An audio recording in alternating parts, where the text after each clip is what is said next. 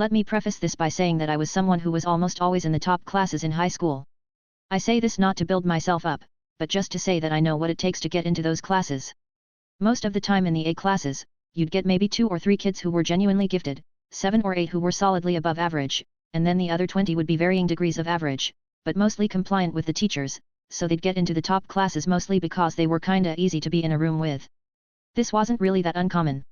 9 times out of 10, the school would be putting 30 kids in the A and I classes, and only stopped there because that was the most they were legally allowed to put in a class in my state.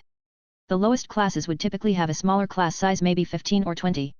When you're talking about a smaller high school like the one I went to, where there might be 150 or 160 kids per grade level, that means the top classes were noticeably top-heavy when it came to kids per class.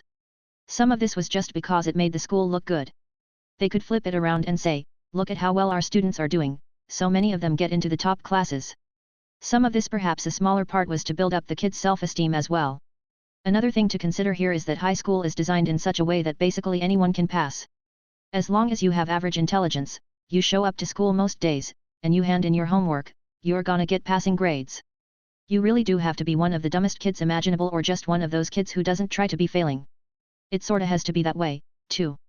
The absolute bare minimum society as it is right now requires from you is that you pass high school.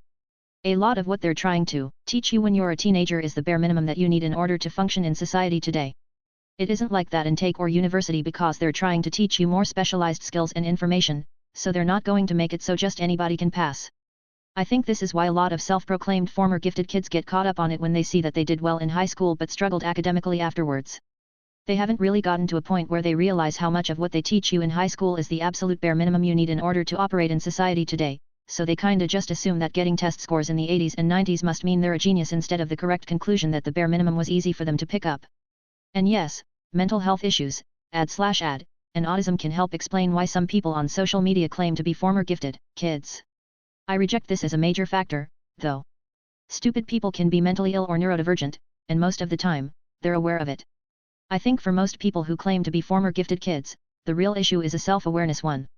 I feel like another factor is just peer groups.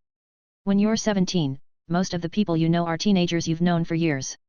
You already have a good sense of how smart they are relative to you and what their temperaments are like. Once you get into higher education or the workforce, you're mostly dealing with people who are good at the same kind of skills you are, so you're going to get a more realistic sense of how smart you actually are at that point.